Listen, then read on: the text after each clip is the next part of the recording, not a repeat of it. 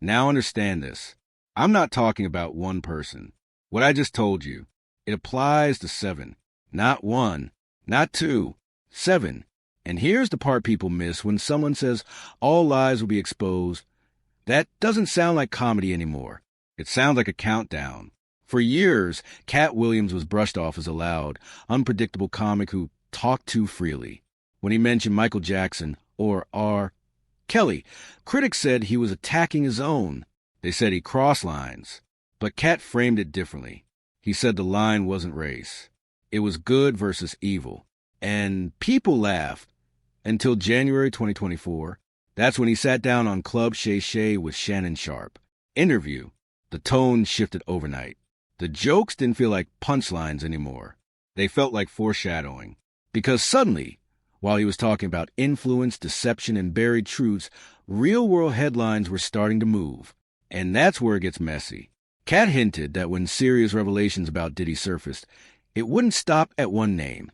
He said there were layers, protection, power, and he specifically mentioned the number 7. At the time, nobody knew what that meant. But months later, when 50 Cent released his documentary Sean Combs, The Reckoning, people started counting. The project laid out timelines, resurfaced old clips, and examined allegations that were already being discussed publicly and reported elsewhere. It made waves. It sparked debate. But viewers noticed something unusual. Certain names, nowhere to be found. You have to ask yourself, how did 50 come into the possession of Diddy's footage for Diddy's documentary about Diddy? A lot of insight. And, this documentary is about people being able to tell their truth or tell their version. Online, the question exploded. How did 50 even get Diddy's own footage? And if there were over 100 hours floating around, as discussed in interviews, why did only a fraction make it into the final cut? 50 himself suggested there are limits. Episode limits, legal limits, platform limits. And that's normal in television. But Katt's earlier warning made people wonder if there were other limits. The kind you don't write into contracts. One name that kept surfacing in online discussions was Snoop Dogg. Old interviews, event footage, award show appearances. Fans pointed out how often their circles overlapped over the years. None of that is proof of wrongdoing. None of it confirms involvement in anything illegal. But the internet doesn't operate on patience. It operates on patterns. And when Snoop wasn't mentioned in the documentary at all, speculation grew louder. Some argued it was simply irrelevant to the project's focus. Others claimed, without evidence, that mentioning him would have triggered massive backlash. Nothing confirmed. Just theories stacking on theories. Comedy Jam 25. It's good to see so many funny people together in one room, all wondering the same thing. Is Katt Williams going to... Then there's Kevin Hart. His name trended after old clips resurfaced and social media users began connecting dots around early career industry events. Again, no confirmed charges, no official accusations tied to him in this context, just online chatter. But here's what's interesting. When Hart later made a joke referencing Diddy in an award show, the room's reaction was careful. Nobody wanted to laugh too hard. And that silence, it said more than the punchline. From Suge Knight. It's from his podcast with Dave Mays. And he's speaking on, Tupac and Snoop being cool and how, after Tupac got killed, Snoop started hanging out with Diddy. And, he also speaks on how, Snoop, he did the Steve Harvey show with Diddy after Tupac got killed. Check this out. Okay. It's downloading right now. Then you look at the scenario how everybody used Pac to make their stuff famous or make their project better. You got people who use their songs with Pac and tell them, I'm going to say, look, Pac, but they do songs with Puffy.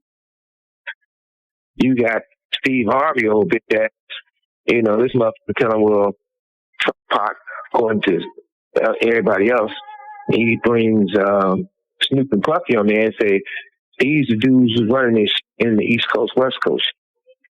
What's up, Snoop? What's up, huh? Hey, whoa. Wait a minute, fellas here. Hold up.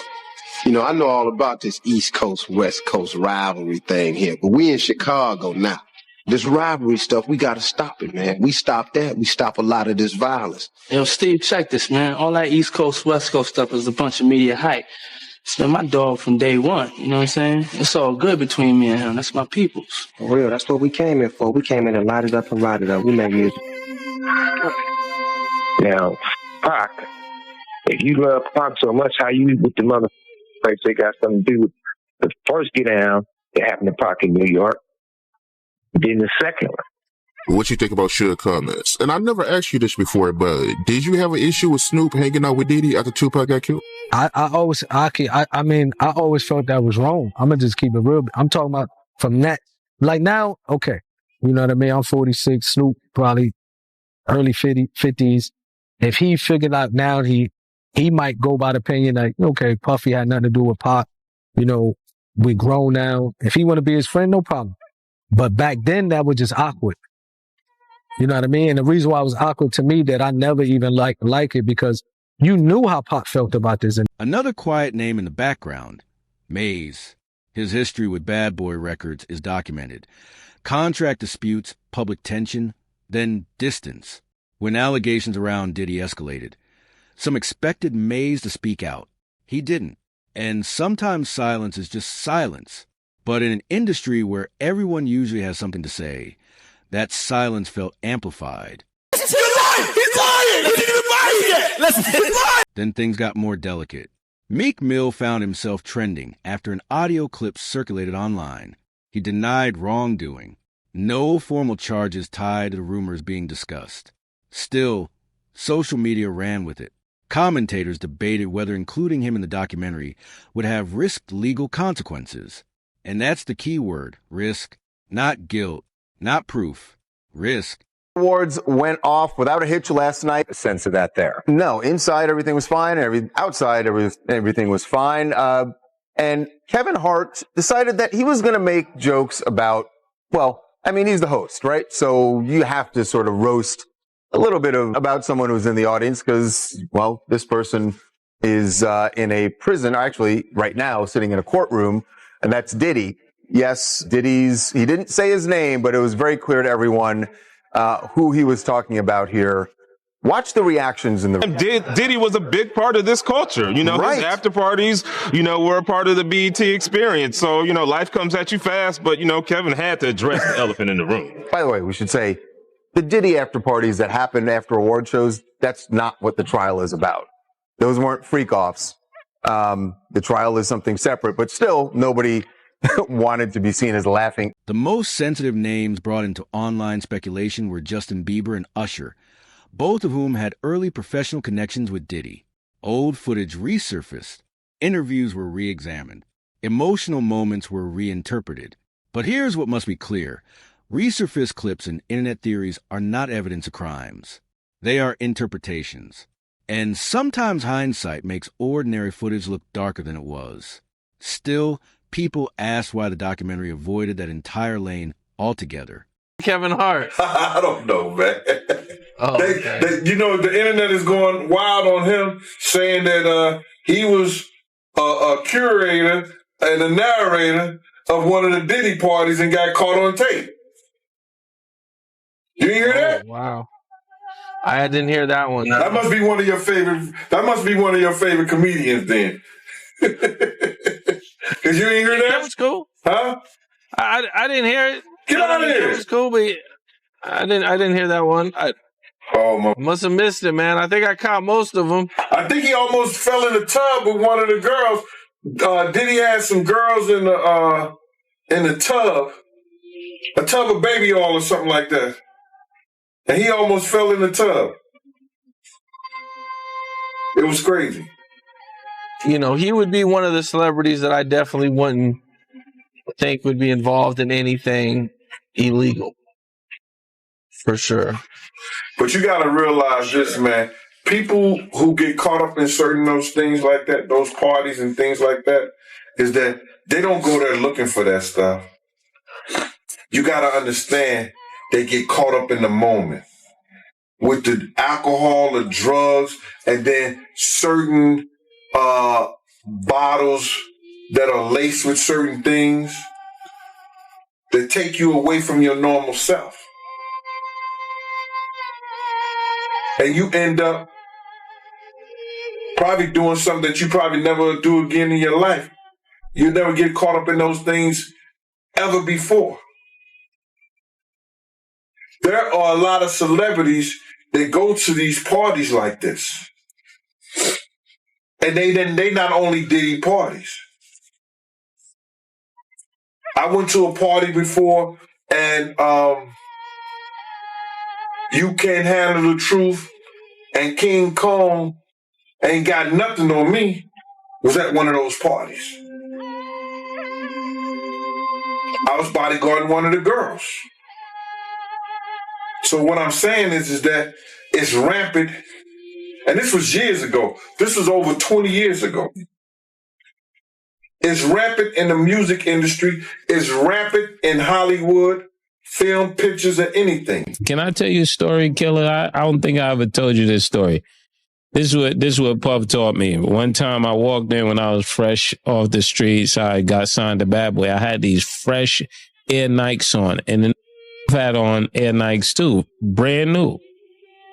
I made a mistake and stepped on his sneaker, and the dirt was on his laces, on his white Airs. I said, man, my bad, because I had stepped in some dirt.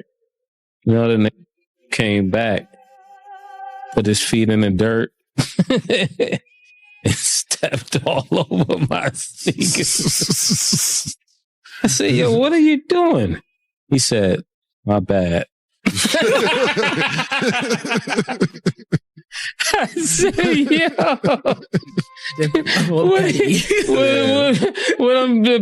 The moral of the story is, nobody just want to hear you say you're. And then there's Clive Davis. If Diddy was viewed by some as a central figure, Davis has long been seen as a powerful architect in the music industry. His absence from a narrative stood out to observers, not because of any proven misconduct in this context, none was established, but because expanding the story upward would shift focus from one man to a system. And that's a different kind of documentary. The day before the incident at the celebrity basketball game that someone was coming for Puffy and Biggie. And another line that May said that caught my attention, man, was him saying that never found the killer. Why is there? How do you feel about him saying that? Because it sounds like he's referring to Biggie getting killed in L.A. and Puffy, he's currently living in L.A. right now. And why does he feel so comfortable living somewhere that Biggie got killed at, knowing that they never found the killer and the murder is still unsolved? Well, on all honestly, brother, you would have to ask him that. You know what I'm saying? But if I'm looking at it like that, then I know, those mansions are heavily guarded, one. Two, he wasn't getting the love that he would get. I don't think he's getting love in L.A. I don't know. He said he owns L.A., he runs L.A., he runs Miami, and he runs New York. So by him running L.A., as he say he does, I would feel comfortable too. You know what I'm saying? If I knew for a fact that the person they got, and that was enough to call back all of everything, I would feel that comfortable too. But I wouldn't live there. I wouldn't go there. I'd do business and get on out of there. If I was still afraid, I don't think he may have not ever been afraid. You understand? Because he never acted like he was afraid for whatever reason it was. Here's the pattern longtime industry watchers talk about. A scandal erupts. One individual becomes the face. The spotlight narrows. The structure behind them fades into shadow. That doesn't prove conspiracy, but it does create questions. And questions are fuel online. After the documentary dropped, 50 hinted that more footage exists, over 100 hours, according to discussions in interviews. He suggested that if viewers saw everything, the narrative would feel clearer. But he also acknowledged that distribution platforms and legal frameworks matter. So now people are asking, is unreleased footage being held back for strategic reasons, ownership disputes, legal exposure, or is it simply standard production editing? Day that Meek Mills and Puff was a little too friendly anytime two rappers or two people in the industry come dressed up alike on more than one occasion, my man, listen here, man. My dudes in Philly, I got some real strong dudes in Philly. They don't play that. And they probably embarrassed for the fact to see that Meek Mill's, one of the street guys that came out of there, got caught up in this Hollywood, whereas that he's dressing like Diddy, hugged up with Diddy. I think that Lil Rod know a lot of, but I know this. Two men dress alike, it's just like two men laying down. When they both get up, they both homos. And that's real talk, bruh. My man, you go to a party, dog, and the nigga got the same shirt you got on, I'm taking my shirt off. I'm walking around in a t-shirt. And then, not to blow Meek Mills up out the water or anything like that, it was said that they checked his Google search and all that, and he was searching for some online gay porn and all of that. Oh, wow. Crazy, bro. But listen, those are what, you know, it's crazy that money, that lifestyle, and you trying to fit into something get you. These guys never set out to do all this. Meek Mills, when he got into the game, he didn't set out to be questioned about his manhood with Diddy. But he put himself in that position. Like, you know, where we hanging out and what we doing, we can't really disclose, but it's definitely a 15-year-old's dream. You know, I have been given custody of him. You know, he signed to Usher. I'm signed to Usher. I had legal guardianship of Usher when you know he did his first album. I did Usher's first album. I don't have legal guardianship of him, but for the next 48 hours, he's with me. So Katt Williams never said he had a list. He never presented documents. What he did present was a warning. When truths surface in entertainment, they surface selectively. He implied the omissions would be as telling as the inclusions. Whether that's accurate or just sharp intuition is still debated. Nothing in court has proven a coordinated cover-up involving 7 names. But the absence itself became the story. And that's where this all lands. Diddy's legal troubles are real and documented. The documentary exists. The missing names are noticeable. The rumors are loud. But rumors are not verdicts. Speculation is not evidence. And silence is not confession. Yo, they don't even bootleg no more, man. So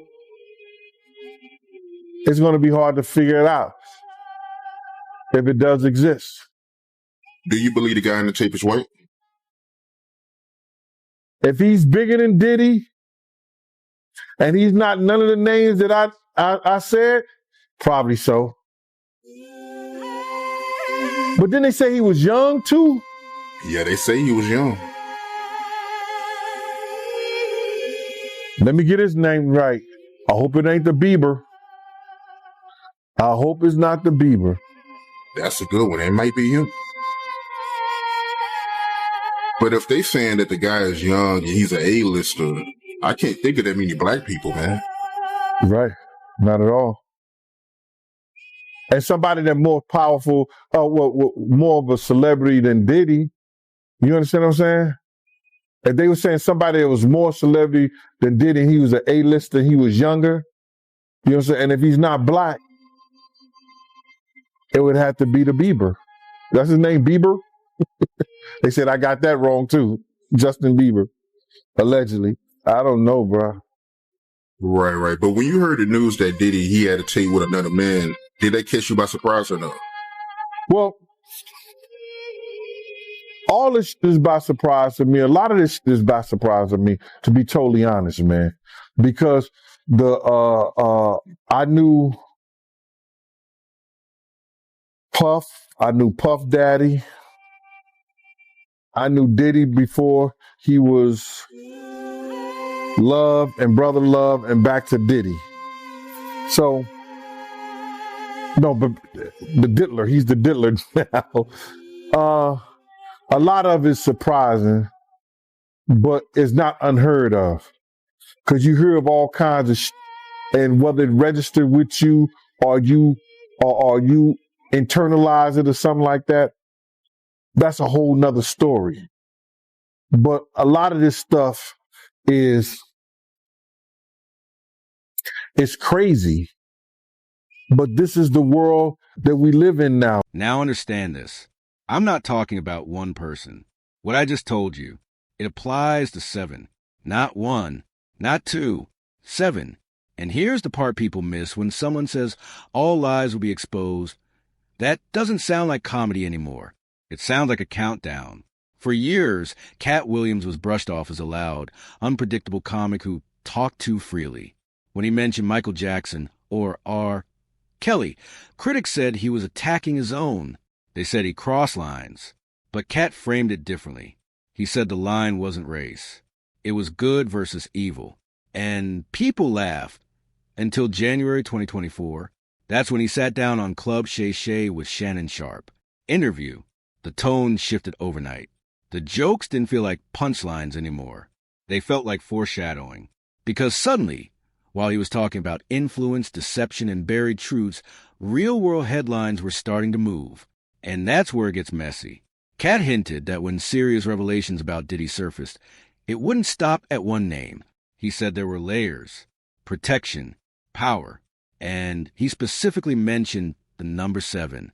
At the time, nobody knew what that meant. But months later, when 50 Cent released his documentary Sean Combs, The Reckoning, people started counting. The project laid out timelines, resurfaced old clips, and examined allegations that were already being discussed publicly and reported elsewhere. It made waves. It sparked debate. But viewers noticed something unusual. Certain names, nowhere to be found. Jazz, Ray J, Clive Davis, how are they all connected? I want to say Diddy, but I don't. We're going to be going through all of those possibilities. Oh, okay. I wasn't supposed to answer. Okay. And when we started LA as a graveyard, then, it was like, okay, we can't just say that anymore, especially after I took them up to 35 for us to film about what happened in Mo there. It's hip hop. Yeah. And that's going to be moving on to Tombstone. Okay. And we'll be going through the unexpected, unusual deaths, unsolved murders, mysteries, things of that nature, things that I know, things that I'm directly connected to. We want to create this aspect because we want to start teasing people's minds into wanting to get these crimes solved, because the truth is, it seems like the hardest murder to solve in America is a rap murder. They just don't seem to get solved. Without question. That's a problem. Without question. Because we got over 35, 40 years of hip-hop homicides. Yes. How many of them get solved? They created a whole show. Yeah. Unsolved hip-hop mystery. Are you kidding me? Hey. I have to ask you, you mentioned Clive Davis. They just showed him recently walking into somewhere, and they asked him about Diddy, and he said, who? Is that old age, or does he not, they're not in the same world? Or they're in the same world, but they're not cohort. Online, the question exploded. How did 50 even get Diddy's own footage? And if there were over 100 hours floating around, as discussed in interviews, why did only a fraction make it into the final cut? 50 himself suggested there are limits. Episode limits, legal limits, platform limits. And that's normal in television. But Katt's earlier warning made people wonder if there were other limits, the kind you don't write into contracts. One name that kept surfacing in online discussions was Snoop Dogg. Old interviews, event footage, award show appearances. Fans pointed out how often their circles overlapped over the years. None of that is proof of wrongdoing. None of it confirms involvement in anything illegal. But the internet doesn't operate on patience. It operates on patterns. And when Snoop wasn't mentioned in the documentary at all, speculation grew louder. Some argued it was simply irrelevant to the project's focus. Others claimed, without evidence, that mentioning him would have triggered massive backlash. Nothing confirmed. Just theories stacking on theories. Talking about for some time now. Alex, let me begin with you. The docuseries is entitled Sean Combs, The Reckoning. How is this one different from the others that have been out there? Well, I think that the biggest marker of what makes this film or the series different is how much time we took into putting into the making of the film, doing our due diligence to get the right voices, to the table. This is a series that spans over 30 years. So just by covering that much time, it took a lot of time for us to dig in and to kind of make sense of this story and to put this timeline together. Yeah, and there's like some never before seen footage that I'm going to talk to you about in just a moment. But Curtis, people know about this very public, long-standing feud that you've had with Sean Combs. So what brought you to this project? Well, I just want to make really hit television. I like the idea of it being exciting, and I picked this project and started working on it about 5 months before I found Alex. And I know that she has the artistic integrity that it would take to make it a great project, and there's the Quincy Jones era of production is find me that bass player because he's the baddest man out there in Chicago, and find me that keyboardist and fly them in from Miami, and we put them in and have the greatest jam session they ever heard, and it just always resulted in great hit music. And I take that concept into television production. You take that into everything you do, sir. That's right. You really do. And it really comes through, and appreciate that about you. As I said, never before seen footage of the days leading up to his arrest. Can you just talk a little bit about, was there anything that surprised you from that footage? The footage, I think it's rare to find someone who's being, talked about all over the country. All eyes were on him, so to speak. And it was really interesting to see his last days of freedom, and what was sort of important to him. Obviously, there's phone calls with his attorneys, with his team. It was very interesting to watch a man who's known for his brand presence. He has a really amazing knack for marketing and all of that, and how he was sort of taking that into account and how he was coming off to the public, in the days leading up to his arrest and indictment. So that was interesting. It was also just interesting to see how laid back he was at times. But, the footage also, in the footage, we also see how he's getting incoming, lawsuits are dropping, and to get his real-time perspective on that was sort of jaw-dropping when we first got our eyes on the footage. Was there anything that surprised you when you were watching the footage? No, that didn't surprise me at all. Because you've known him? Yeah, those behaviors. And I think it was surprising that he actually filmed it.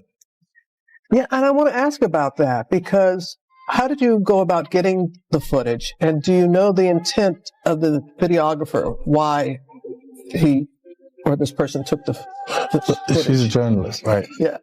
So she's not going to reveal her sources, so you don't have to reveal that. Not going to reveal my... Then there's Kevin Hart. His name trended after old clips resurfaced and social media users began connecting dots around early career industry events. Again, no confirmed charges, no official accusations tied to him in this context, just online chatter. But here's what's interesting. When Hart later made a joke referencing Diddy in an award show, the room's reaction was careful. Nobody wanted to laugh too hard. And that silence, it said more than the punchline. On his way here, I didn't see this, but apparently there's another 100 hours of Diddy footage on the cutting room floor. So Diddy is still doing press. I mean, Diddy. 50. Diddy is not doing press. No, he's doing press on the yard. He's doing press. Like he's doing push-ups. No, 50 is still doing press. And, obviously with the success of the Reckoning documentary, he's talking about there's more footage. There's 140 hours that he has. And each episode was only maybe an hour, I think. There was 4 episodes. So there's at least 130 something more hours that he hasn't edited or, produced.